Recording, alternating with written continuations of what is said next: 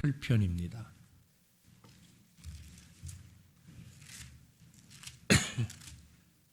시편 88편요.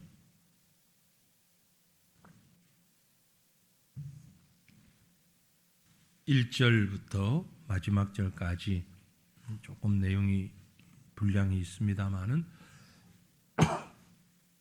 시편 88편 1절부터 마지막 절까지 한 절씩 저와 여러분이 나누어서 이 말씀을 읽겠습니다. 제가 1절부터 봅니다. 여호와 내 구원의 하나님이여, 내가 주야로 주 앞에서 부르짖어 사오니 나의 기도가 주 앞에 이르게 하시며 나의 부르짖음에 주의 귀를 기울여소서. 무릇 나의 영혼에는 재난이 가득하며 나의 생명은 스올에 가까워 싸우니 나는 무덤에 내려가는 자같이 인정되고 힘없는 용사와 같으며 죽은 자 중에 던져진 바 되었으며 죽임을 당하여 무덤에 누운 자 같으니이다. 주께서 그들을 다시 기억하지 아니하시니 그들은 주의 손에서 끊어진 자니이다. 주께서 나를 깊은 웅덩이와 어둡고 음침한 곳에 두셨사오며 주의 노가 나를 심히 누르시고 주의 모든 파도가 나를 괴롭게 하셨나이다. 주께서 내가 아는 자를 내게서 멀리 떠나게 하시고 나를 그들에게 가증한 것이 되게 하셨사오니 나는 갇혀서 나갈 수 없게 되었나이다. 곤란으로 말미암아 내 눈이 새하였나이다. 여호와여, 내가 매일 주를 부르며 주를 향하여 나의 두 손을 들었나이다. 주께서 죽은 자에게 기이한 일을 보이시겠나이까? 유령들이 일어나 주를 찬송하리이까? 주의 인자하심을 무덤에서 주의 성실하심을 멸망 중에서 선포할 수 있으리이까? 흑암 중에서 주의 기적과 이즘의 땅에서 주의 공의를 알 수 있으리이까? 여호와여, 오직 내가 주께 부르짖어 싸우니 아침에 나의 기도가 주의 앞에 이르리이다. 여호와여, 어찌하여 나의 영혼을 버리시며 어찌하여 주의 얼굴을 내게서 숨기시나이까? 내가 어릴 적부터 고난을 당하여 죽게 되어 싸우며 주께서 두렵게 하실 때에 당황하였나이다. 주의 진노가 내게 넘치고 주의 두려움이 나를 끊었나이다. 이런 일이 물같이 종일 나를 애우며 함께 나를 둘러쌌나이다. 주는 내게서 사랑하는 자와 친구를 멀리 떠나게 하시며 내가 아는 자를 흑암에 두셨나이다. 아멘. 예, 조금 깊은 많은 분량인데 오늘 말씀은 깊은 수렁에 선 신자의 기도, 그런 제목을 한번 잡아봤습니다. 왜냐하면 전체 내용이 어려운 가운데서, 고통 가운데서 부르짖는 그런 간구를 기록하고 있기 때문에 그렇습니다. 표제의 글을 먼저 보면은요, 어느 시편보다 표제의 글이 길죠. 고라자손의 찬송시 곧 에스라인 헤만의 마스길, 인도자를 따라 마할랄르아노스에 맞춘 노래. 고라자손의 시, 우리 익숙합니다. 고라자손 여러 번 말씀드렸고요. 고라자손의 시가 시편에 11편 있는데 그 중에 마지막 시고요. 그 가운데서 특별히 에스라인 헤만입니다. 고라자손의 시라고 해놓고서 에스라인, 미국인, 중국인, 몽골인 이런 식으로 에스라인, 에스라 혈통을 가진 사람 헤만. 그래서 조금 이제 성경을 연구하는 분들이 어려움이 조금 있어요.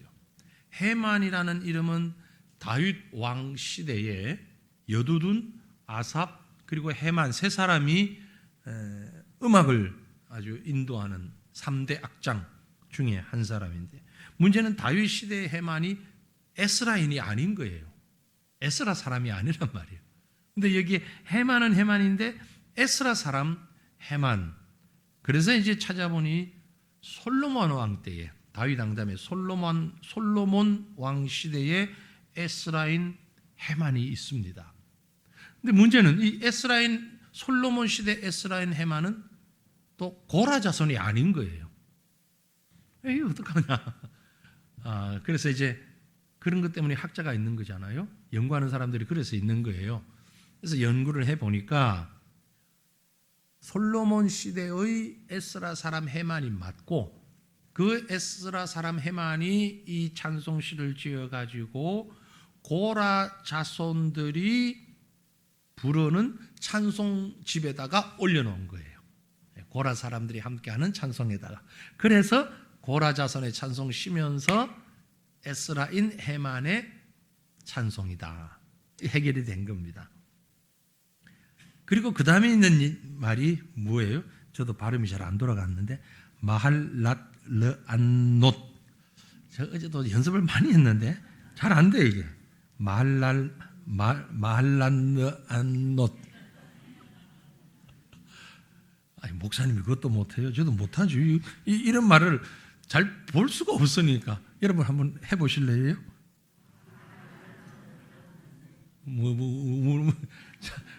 이 무슨 말이냐? 무슨 말이냐 하면은요, 이 단어에 각주가 붙어 있잖아요. 성경에 각주 붙어 있고 밑에 가면 조그마한 글자로, 눈 나쁜 사람은 안 보이게 조그마한 글자로 뭐라고 적혀져 있어요? 병의 노래. 병이 물병의 병이 아니고 질병. 물 담는 병이 아니고 병 아니고 병. 질병의 노래, 그런 말입니다. 고통스러운 질병 가운데서 부르는 노래, 이런 뜻입니다. 그러니까 이 헤만이, 우리 이제 조금 정리를 합시다. 헤만이 지었는데, 헤만이 고통스러운 질병 가운데서 부르는 노래로, 찬양으로 지었다. 그래서 이 시편 88편을 탄원시로 구분을 합니다. 탄원시. 이 시인이 아주 고통스럽고 좌절스러운 상황 가운데서 탄원하는, 호소하는 것으로 시작해서 호소하는 것으로 끝을 맺는, 보통의 우리 시는요, 호소하고 절망하고 탄식하다가 끝에 가서는 그래도 소망으로 끝나거든요. 적어도 희망을 얘기하면서 위로하면서 끝나는데, 88편의 특징은요, 처음부터 끝까지 계속 절망적인 탄원만 쭉 있어요. 1절부터 18절까지 쭉 그렇게 연결되고 있다 하는 것 기억하시면 좋겠고요. 그래서 초대교회 또 중세교회에서는 이 시편을 주로 예수님이 십자가에 달리신 금요일 밤에 많이 찬양했다고 그래요. 초대교회는 지금 우리가 부르는 이런 찬송가나 뭐 지금 많이 부르는, 앞에서도 볼 때 복음송, 이런 찬송을 안 불렀거든요. 그러니까 전혀 없었어요. 오직 시편만 찬송을 했어요. 지금도 우리 기성교회들 가운데 시편 찬송만 고집하는 교회들이 좀 있습니다. 잘못된 게 아니고요, 이단 아니고요, 건전한 교회 가운데서도 아예 이 찬송 쓰지 않고, 또 복음성은 전혀 부르지 않고 시편만 불러요. 시편만. 그러면 젊은이들이 좋아할까요, 안 좋아할까요? 젊은이들은 안 좋아하는데 하나님은 좋아하셔요. 그래서 하나님 좋아하시는 찬양을 부른다고 시편곡만 부르는, 우리나라에도 그 있고 또 서양 사람들이 부르는 찬송가 가운데서도 시편 찬송가가 따로 있어요. 시편 1편부터 150편까지를 가지고 찬송을 만든 시편 찬송. 근데 전 개인적으로 그 시편 찬송을 보면 정말 어려운 곡도 있지만 정말 은혜로운 귀한 곡들이 참 많아요. 그래서 그런 곡들을 많이 불렀는데, 이제 우리 현실이 많은 젊은이들과 함께 찬양하고 또 음악을 잘 하지 못하는 사람들이 함께 찬양하고 하려고 하다 보니까 복음송이나 찬송가나 이렇게 많이 부르고 있는 거예요. 사실은 시편 찬송을 많이 불러야 되고, 복음송 가운데서도 시편을 주제로 하는 곡들이 꽤 많이 있죠. 네, 이런 곡들을 우리가 많이 부르면 더 큰 은혜가 될 것입니다. 아무튼 이 시편 88편은 그렇게 힘들고 어려울 때, 침울할 때 불렀던 찬양이다, 그렇게 볼 수 있고요. 어떤 신학자는 그런 얘기를 또 했더라고요. 시편 88편은 마치 구약 성경 전체 가운데 욥기와 같다. 욥기라는 성경과 같다. 시편 전체의 욥기는 88편이다. 10편에서 욥기는 88편이다. 욥기가 어떤 성경이에요? 욥기가 어떤 성경이에요? 구약 성경 가운데? 아무 이유 없이 잘못도 없이 엄청나게 힘들고 고통스럽고 눈물이 찔찔 날 만큼 힘든 성경이 욥기잖아요. 욥이, 그죠? 욥 그러면 고난. 근데 욥이 뭐 잘못한 거 있는 거 아니잖아요. 도둑질을 했어요. 누굴 미워했어요. 불신앙이 있었어요. 전혀 아니에요. 신실한 신자였음에도 불구하고 엄청난 고난을 당하잖아요. 마찬가지로 시편의 많은 찬송 가운데 시편 가운데 욥기가 바로 88편이다. 이렇게 얘기를 하는 걸 볼 수 있습니다. 크게 두 부분으로 나누었는데요. 전반부는 1절부터 9절까지 고통 가운데서 드리는 기도의 내용이 있습니다. 1절을 조금 자세히 보겠는데 1절을 보면 여호와여 내 구원의 하나님이여, 여호와여 내 구원의 하나님이여. 하나님의 도우심을 강렬하게 기대하는 그런 간구, 부르짖음. 제가 여러 번 말씀드렸습니다. 구약 성경에 쓰여져 있는 히브리어라고 하는 성경은 어순이 없다. 말을 하는 순서가 없다. 아무렇게나 해도 된다. 문법이 틀리지 않다. 그런데 강조하고 싶은 말이 앞에 나온다. 헬라어는 그렇지 않습니다. 히브리어는 특별히 그렇습니다. 구약이 특별히 그렇다니. 강조하고 싶은 강렬한 말이 앞에 나오는 단어다. 그러면 1절에서 앞에 나오는 단어는 우리말로 번역된 것 말고 원문상으로 앞에 나오는 것은 우리말로 똑같은데 여호와예요. 여호와 하나님 내 구원. 순서가 그렇습니다. 여호와 하나님 내 구원. 나의 구원보다 더 앞서는 것이 하나님. 급하면 하나님. 축구를 좋아하는데 이번에 우리 올림픽에 축구팀이 못 나갔잖아요. 재미가 없어. 그러니까 축구팀이 나갔어야 되는데 히딩크 감독 아시죠? 네. 히딩크 감독이 들어와서 한국 축구 대표팀에 큰 변화를 하나 준 게 있습니다. 지금도 그 변화가 그대로 진행돼요. 뭔 줄 아세요? 네. 선배 후배 가릴 것 없이 운동장에서 말할 때는 존댓말 하지 마라. 운동장에서 운동 경기를 할 때는 존대어 하지 마라. 왜 그럴까요? 그럴 시간이 없어. 선배님 이쪽으로 주세요. 그거 아니야. 이름 불러. 나이가 몇 살 차이가 나든 무조건 이름 불러. 길동아 한테 10살이 많든 20살이 많든 경기를 할 때는 그래야 빨리 전달되고 빨리 공격하고 그 히딩크가 아주 좋은 성적을 거둔 거잖아요. 우리가 가지고 있는 좋은 문화이긴 하지만 선배 후배를 따지는 문화 때문에 팀이 제대로 되지 못한다 이 말이에요. 그래서 급할 땐 바로 이름 불러. 지금 이 신이 하나님을 향해 그를 부르는 거예요. 그만큼 급해요. 더 급해요. 여호와 하나님, 내가 지금 너무 힘들거든. 너무 어렵거든. 하나님, 존대어고 뭐 존칭이고 이거 필요 없어. 여호와 하나님, 여호와 하나님만 있으면 다 되기 때문에, 그죠? 하나님만 있으면 다 돼. 거기에 뭐 이거 주세요, 저거 주세요, 이건 나중에 할 수 있는 게 나중에. 네, 나중에 애들이 갖고 싶은 물건이 있으면 엄마한테 돈 달라고 그래가지고 돈을 받아가는 게 지혜롭습니까? 돈 달라 소리 하지 않고 엄마 데리고 가는 게 지혜롭습니까? 뻔한 거잖아요.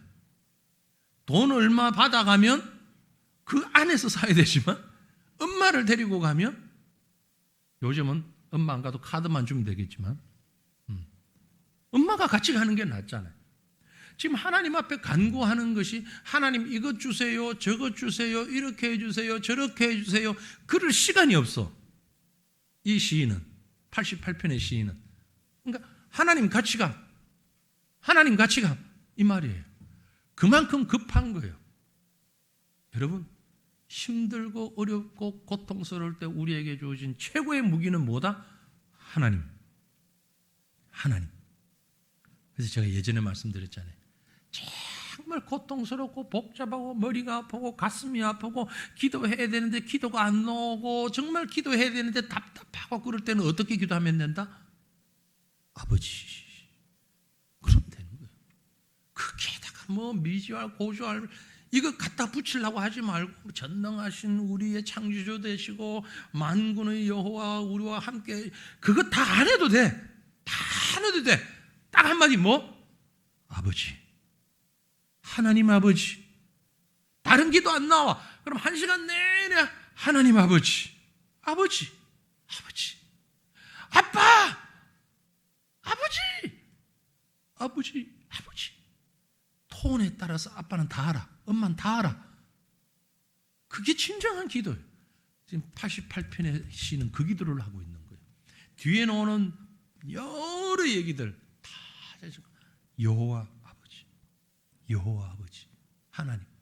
그리고 하반부에 뭐라고 하는 거니까 내가 주야로 주 앞에서 부르짖어 사오니 주야로 밤낮 24시간 다른 말로 평생 모든 시간 숨 쉬는 시간마다 주님 부르짖습니다. 주님만 바라봅니다.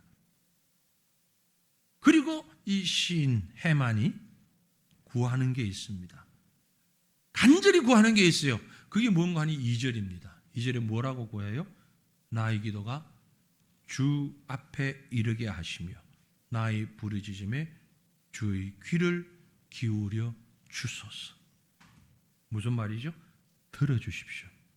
하나님 제발 제 기도 들어주십시오. 하나님 제발 좀 나를 봐주세요. 들어주세요. 들어주세요. 뭘 들어줍니까? 3절에 무릇 나의 영혼에는 재난이 가득하며 나의 생명은 수월에 가까워 싸우니 들어주십시오. 왜? 뭘?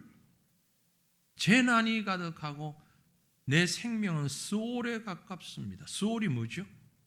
지옥. 우리가 지옥으로 알고 있죠. 여기서는 지옥과 유사한 말로 죽음 그런 말입니다. 죽음. 우리는 지금 뭐 그런 의미가 잘 없는데 얼마 전까지만 해도 저 포천 넘어가면 거기가 어디죠? 백제 무슨 공원이 있었잖아요. 그래서 그 동네 간다 그러면 죽음 간다. 죽음으로 간다. 우리 믿는 사람들은 요단강 건너간다. 요단강 건너간다. 요단강 건너가면 어디 가는 거예요? 요단강 건너가면 가나안 땅에 들어가는 거지. 그런데 지금 우리 요단강 그러면 죽는다. 죽어서 천국 간다. 그런 의미로 하잖아요. 그죠? 지금 그 소울이라는 말이 그런 의미예요. 죽음의 장소. 하나님 내 말 좀 들어주세요. 내가 지금 죽을 지경입니다. 간단하게 줄이면 내가 거의 죽기 직전입니다. 죽겠습니다. 나 죽겠습니다. 믿음의 사람이 죽겠습니다라는 말 쓰지 말라 그러잖아요. 아이고 죽겠네, 배고파 죽겠네, 더워 죽겠네, 힘들어 죽겠네 하지 말고 어떻게 하라? 죽겠네. 아이고 더워서 죽겠네. 죽겠네 소리는 그 좋은 소리 아닌데. 근데 너무 급하면 정말 죽겠다 소리 나오죠. 왜? 우리 아이고 죽겠네. 아이고 죽겠네. 지금 이 시인은 그 말이에요. 아이고 죽겠네. 하나님 나 죽겠습니다. 나 죽을 지경. 너무 죽겠습니다. 수월로 내려가는 겁니다. 동시에 이 수월로 내려간다라는 얘기는요.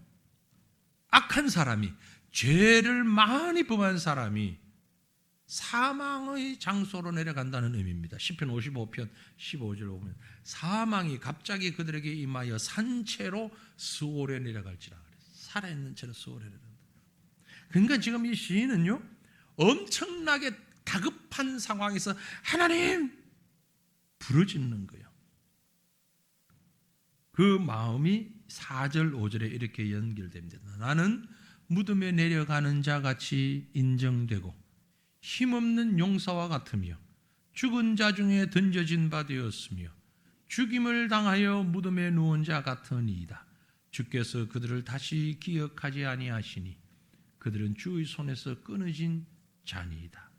이게 중요한 건요, 이렇게 죽겠는데 누가 나를 이런 상황까지 이렇게 했냐라는 거죠. 왜 이렇게 죽을 지경이 됐냐? 너무너무 힘든 상황이 됐다. 왜 이런 상황이 되었는가? 사람들이 나를 무덤에 내려가는 자처럼 인정하고 그렇게 이해하고 있고, 힘없는 용사같이 되었고, 심지어 죽은 자 중에 던져졌다. 여러분, 이 말이 좀 으슥한 말로 들리지 않으세요? 죽은 자 중에 던져졌다. 구덩이가 하나 파져 있는데 거기에 죽은 사람이 한 10명이 있어요. 거기에 살아있는 나를 던져. 끔찍하죠. 그 기분을 한번 생각해 보세요. 나는 살아있는데 지금 여기 시체가 한 수십 구가 있어. 거기 누군가가 나를 잡아 들고 거기 집어 던졌어. 그때 느끼는 그 으스남과 끔찍함, 고통스러움, 그런 표현이에요. 죽은 자 중에 던져졌습니다. 내가 아니라. 그런데 그 일을 한 자가 누구라는 거예요? 지금 하나님이 그렇게 했다는 거예요. 그 얘기는 내가 어떻게 피할 수가 없다는 얘기. 어느 사람을 향해서 욕할 수도 없고 사람을 향해서 원망할 수도 없을 만큼 6절 7절에 보다 선명하게 얘기를 하죠. 주께서 나를 깊은 웅덩이와 어둡고 음침한 곳에 두셨사오니 주의 노가 나를 심히 누르시고 주의 모든 파도가 나를 괴롭게 하셨나이다. 주께서, 주의 노가, 주의 파도가, 어떤 면에서 보면은요, 이것이 부정적이라고 볼 수도 있는데 그렇지만은 않은 것이, 그것이 축복이든 고난이든 주권자는 하나님이라는 것을 인정하고 있는 겁니다. 주님이 이렇게 하셨습니다. 사실은 우리의 모든 연약함, 죄악됨 때문에 주어지는 일도 주님이 하시는 거죠. 심판하시는 거죠. 예를 들면 요나서를 보면 요나가 하나님 말씀 안 듣고 엉뚱한 곳으로 갔잖아요. 그래서 하나님께서 하나님의 방법으로 그를 바다에 던져지게 만들었잖아요. 그죠? 그래서 물고기가 요나를 삼켰어요. 그 요나서 1장 내용이, 그 2장에 가면 요나서 2장에는 요나가 그 물고기 뱃속에서 기도하는 장면이 나오거든요. 요나가 물고기 뱃속에서 기도할 때 뭐라고 기도를 하는 거 아니까? 주의 파도와 큰 물결이 다 내 위에 넘쳤나이다. 그렇게 기도하고 있어요. 주의 파도와 큰 물결이. 따지고 보면 그 파도와 물결은 누구 잘못? 지 잘못. 요나 잘못. 그런데 기도할 때 이건 주님이 주신 파도, 하나님이 주신 물결. 내가 잘못했지만 하나님께서 나를 심판하시기 위해서, 그 말 속에는 하나님의 주권을 절대적으로 믿고 있는 거죠. 그래서 이 시편 88편의 시인도 지금 이유가 어쨌든, 원인이 어쨌든 이 엄청난 고난이 하나님이 주신 것이라고 고백하고 있는 겁니다.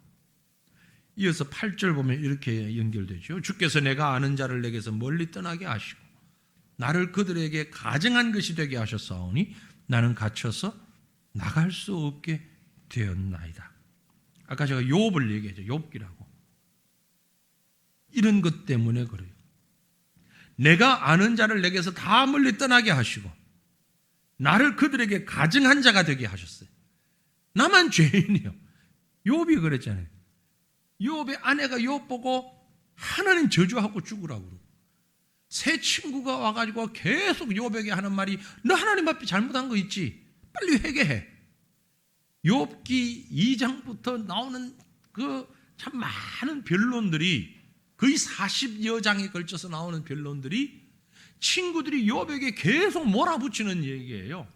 그 친구들이 하나님을 안 믿는 사람들이 아니고 하나님 믿는 사람이에요. 신실한 사람들이에요. 그들이 욥에게 하는 말이 우리가 모르는 잘못 네가 한 것도 있잖아. 왜 회개하지 않아? 잘못 없이 하나님이 이렇게 벌을 내릴 수가 있어? 빨리 회개해. 하나님 앞에 돌아서 욥 입장에서는 얼마나 답답할까요? 물론 우리 다 죄인이긴 하지만 여기서 잘못이라는 것은 무슨 이런 벌을 받을 만한 잘못을 얘기하는 건데 욥은 전혀 그게 없단 말이에요. 그러니까 우리가 이럴 때 어떡합니까? 답답해 죽겠네. 속을 뒤집어서 보여줄 수도 없는 노릇이고 나는 깨끗한데 왜 상황은 이렇고 주변 사람들은 전부 날 보고 잘못했대. 그게 어떻게 정말 팔짝 뛰겠네.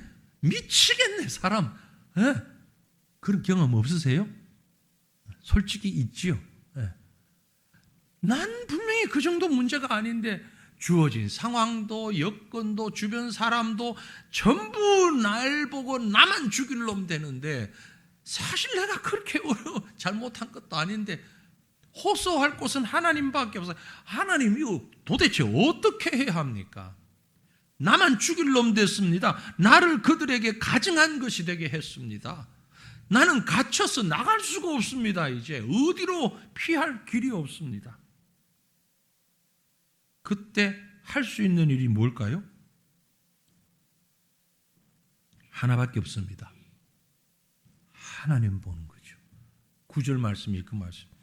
곤란으로 말미암아 내 눈이 쇠하였나이다. 여호와여 내가 매일 주를 부르며 주를 향하여 나의 두 손을 들었나이다.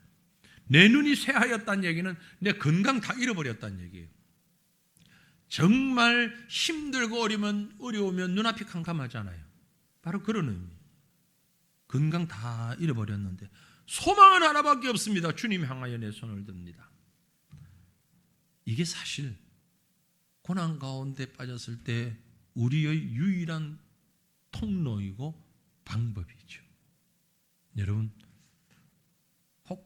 이런 일을 당하였거나 지금 그 속에 있거나 앞으로 이런 일을 당하게 된다 할지라도 다른 곳은 다 막혀 있어도 사랑하는 가족들, 심지어 자녀들, 부모가, 형제가 누구도 나를 알아주지 못하는 정말 어떻게 할 수 없는 속에 불이 난다 그러는 뭐 어떤 말로 표현해도 그 말이 내 마음을 다 표현해 줄 수 없을 만큼 힘들고 답답할 때의 유일한 길은 주님을 향하여 손을 드는 거예요. 주님 향하여 눈을 드는 거예요. 하나님밖에 없습니다. 이 고백이 우리의 고백 되기를 간절히 바랍니다. 시편 88편의 시인이 그 얘기를 지금 하고 싶은 거예요. 너무 힘듭니다. 하나님 바라봅니다. 그래서 두 번째 이제 그 내용이 10절부터 18절인데 하나님의 지혜를 간구합니다. 보통의 다른 시편 같았으면 이 정도에서 반전이 일어나야 됩니다. 이제부터 하나님만 보겠습니다. 하나님만 소망합니다. 하나님 붙잡아 주십시오. 하나님 나의 능력이고 나의 힘이요 나의 소망입니다. 이런 고백이 나와야 되는데 말씀드렸죠. 88편은 독특하다고. 처음부터 끝까지 하소연만 해요. 10절로 12절 보면 가관입니다. 하나님을 향하여 대들듯이 호소하듯이 합니다. 주께서 죽은 자에게 기이한 일을 보이시겠나이까? 유령들이 일어나 주를 찬송하리이까? 주의 인자하심을 무덤에서 주의 성실하심을 멸망 중에서 선포할 수 있으리이까? 흑암 중에서 주의 기적과 이점의 땅에서 주의 공의를 알 수 있으리이까?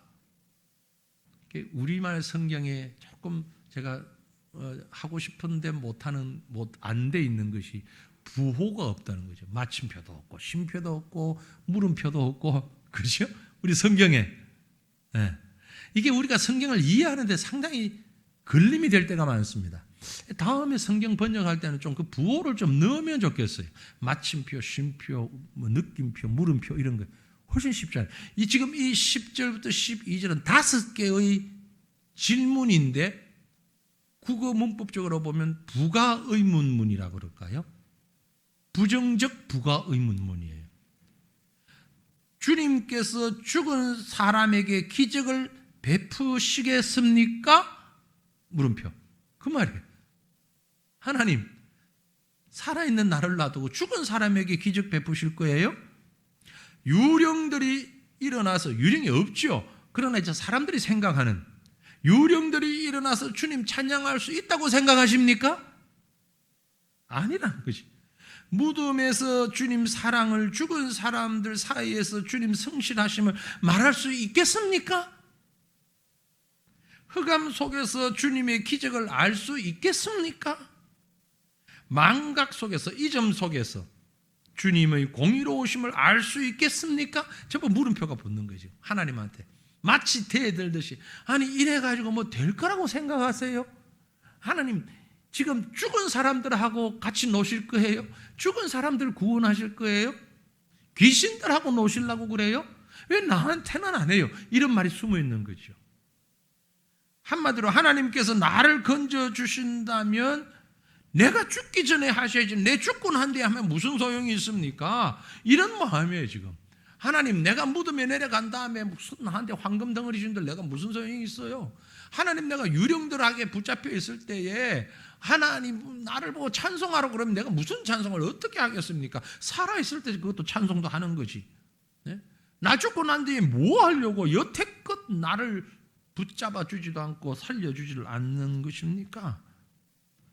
한마디로 아주 절망적인 한계점에 다다른, 여러분 하나님 앞에 이렇게 기도할 수 있으세요? 이렇게 기도할 수 있었으면 좋겠어요. 어떤 사람이 그렇게 기도할 수 있을까요? 하나님과의 관계가 아주 가까워야 돼요. 가까워야 돼요. 식탁에 앉아서 밥을 먹는데 나물이 짜, 너무 짜. 딸이 한다는 말이, 엄마 이거 먹으라고 해놨어? 왜 이래 짜게 만들었어? 누가 그 말 할 수 있어요? 딸만 할 수 있어. 목사가 신방 갔는데 그렇게 짜게 만들어놨어. 목사는 말 못해. 집사님 이걸 먹으라고 했어요. 그 말 못해. 뭐 한두 점 먹고는 또 아이고 제가 별로 좋아하지 않는 거라서 뭐 이런 한다든지, 그죠? 네. 그렇게 말할 수 있는 사람은 아주 가까운 사람. 하나님에게 이런 얘기까지 할 수 있는 관계를 만들어라 이 말이에요. 이 시인은 지금 그 상황이 된 거예요. 그러니까 아무 관계 없는 사람은 하나님 앞에 어떻게 이렇게 대해드릴 수 있어요? 이건 불신앙이지. 그렇죠? 불경한 것이고 불신앙이잖아요. 그런데 이 시인은 다 내놓고 하나님 앞에 얘기하는 거예요. 왜? 그만큼 친밀하니까.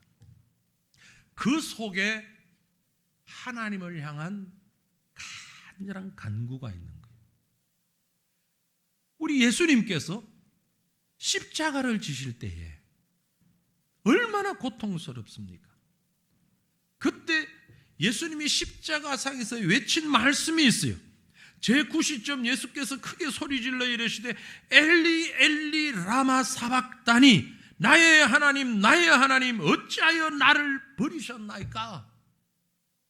이 고백을 할 수 있는 것은 성자이시기 때문에 하는 고백이에요. 나물이 짜다고 호통치는 딸과 같은 마음으로 지금 예수님의 하나님 아버지 앞에 고백하는 거예요. 이건 하나님만이 나를 살릴 수 있는데, 나를 살리기 위해서, 우리를 살리기 위해서 나를 버리셨다는, 그게 완전한 버림이 아니라 죄악 가운데 버리시고 나를 구원하신다는 신뢰가 있는 아들의 고백인 거죠. 시편 88편에 금방 읽었던 우리 이 말씀이 바로 예수님이 십자가에서 엘리 엘리 라마 사박다니와 같이 말씀하시는 심정으로 해만이 고백하고 있는 거예요. 너무너무 힘들 때, 너무 고통스러울 때, 이런 시인의 마음을 계속해서 13절 14절에 여호와여 오직 내가 주께 부르짖었사오니 아침에 나의 기도가 주의 앞에 이르리이다. 여호와여 어찌하여 나의 영혼을 버리시며 어찌하여 주의 얼굴을 내게서 숨기시나이까? 내가 주님을 부르짖는데 아침에 나의 기도가 주의 앞에 이르리이다. 이 말이 무슨 말이냐면요, 밤에는 기도 안 하고 아침에 한다 이 말 아니고요, 앞에 아까 주야로 기도한다 그랬잖아요. 밤낮 기도한다 했잖아요. 주님께 기도하고 부르짖는데 아침에 라는 말은 밤새 잠 못 자고 기도하다가 보니까 벌써 아침이야. 그런데 아침에도 주님이 별 응답이 없어. 밤새껏 기도했는데. 그래서 14절에 어찌하여 여호와여 어찌하여 내 영혼을 버리시고 어찌하여 주의 얼굴을 내게서 숨기십니까? 내가 밤새껏 기도했는데 눈을 들어보니 벌써 아침이 다 됐는데도 응답하지 않으시네요. 나 버리셨습니까? 이 말이란 말이에요. 좌절어린 불평이지만 그 안에 믿음의 흔적이 있어요. 끝까지 하나님을 붙잡는. 이어서 15절입니다. 내가 어릴 적부터 고난을 당하여 죽게 되었사오며 주께서 두렵게 하실 때에 당황하였나이다. 어릴 때부터, 아주 어린 시절부터, 처음부터 내 생에 고난당하지 않은 기억이 별로 없어. 아주 어릴 때는 기억이 안 나고 조그마해서 그저 걸음마 걷고 할 때부터 내가 어려운 기억하는데 그때부터 내가 힘들고 고통스러워. 그 말이에요. 내 생이 전체 고통 가운데 있고 주님이 나를 이렇게 만드니 내가 더 이상 어떻게 할 수가 없습니다. 이런 답답한 마음 그대로 솔직히 16절 17절에 주의 진노가 내게 넘치고 주의 두려움이 나를 끄는나이다. 이런 일이 물같이 종일 나를 애우며 함께 나를 둘러쌌나이다. 물같이 종일 나를 애워싸는 것이 두려움. 여러분 물에 빠져보셨어요? 아이고 내가 이렇게 해서 죽겠구나 싶을 만큼 익사 직전 단계 가보신 분 계셔요 혹시? 잘 없으신데 저는 어릴 때 그런 기억이 어렴풋 있습니다. 아주 어릴 때 개울물에 빠져가지고 아주 죽을 뻔했는데 길 가는 사람이 건져줬던 기억이 있어요. 그 어린 마음에도 이제 내가 이렇게 해서 죽는구나. 숨을 못 쉬니까 수영도 못하고 어릴 때 엄청난 고난이 나를 덮었을 때 내가 더 이상 어떻게 할 수 없다. 이런 일이 물같이 종일 나를 애우며 나를 둘러쌌습니다. 끝없는 패배, 고독감. 그럼에도 불구하고 마지막 18절에 주는 내게서 사랑하는 자와 친구를 멀리 떠나게 하시며 내가 아는 자를 흑암에 두셨나이다. 내 곁에는 아무도 없어. 아무도 없어. 이러니 어떡합니까? 그러니까 이 시는 지금 처음부터 끝까지 하소연하다 불평하다가 끝나요. 도대체 이 시편 80편에서 제가 일부러 한 절 한 절 거의 안 빠뜨리고 다 지금 읽어내려가며 의미를 설명을 드렸는데 이 시편 지금 본문 강의를 하니까 제가 일반 설교와는 달리 이런 방법을 좀 합니다. 본문의 의미를, 이 말씀의 의미를 우리가 좀 알아야 하기 때문에 왜 이런 말씀을 하고 있는가? 왜 이런 시가 성경에 기록되어 있는가? 시편 88편을 통해서 이제 정리를 해서 간단하게 우리가 기억해야 될 것 몇 가지 말씀드립니다. 첫 번째는요, 우리가 성도가 이 땅에서 사는 삶의 끝이 해피엔딩만 될 수 없다는 거죠. 행복하게 끝나지만은 않습니다. 그걸 우리가 인정할 수 있어야 됩니다. 대부분의 시편에서 우리가 해피엔딩을 보게 되는데 아름답게 끝나는 것. 그러나 그렇지 않을 수도 있다. 또 한 가지는요, 지금 우리가 보고 있는 세상의 질서가 최종적이고 완성된 것 아니다. 내 주변에서 지금 일어나고 있는 모든 일들이 이게 마지막 결론인 걸로 생각하지 말자. 하나님이 살아계신데 왜 이래? 지금 결론 나지 않았습니다. 우리의 삶은 늘 신음소리가 연속될 수밖에 없습니다. 그러므로 세 번째는 진정한 믿음의 사람은 포기하지 않아야 된다. 포기하지 않아야 된다. 이제 안 되겠구나. 하나님 나를 떠났구나. 아니에요.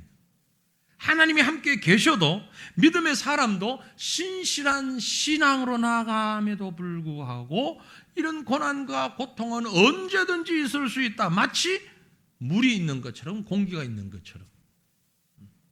그래서 섣불리 여러분 결론 내리지 마시기를 바랍니다. 나를 향해서도 다른 사람을 향해서도, 나를 향해서도 다른 사람을 향해서도, 내가 이렇게 했으니까 하나님이 나한테 이렇게 벌을 준 거야. 내가 이렇게 했더니 하나님이 나에게 상을 준 거야.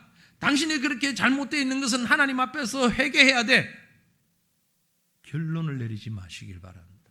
아이고, 집이 잘 된 걸 보니까 정말 믿음으로만 살았네. 한 과정일 수 있어요. 그것도 결론 내리지 마십시오. 왜냐하면 우리 인생은 여기서 끝이 아닙니다.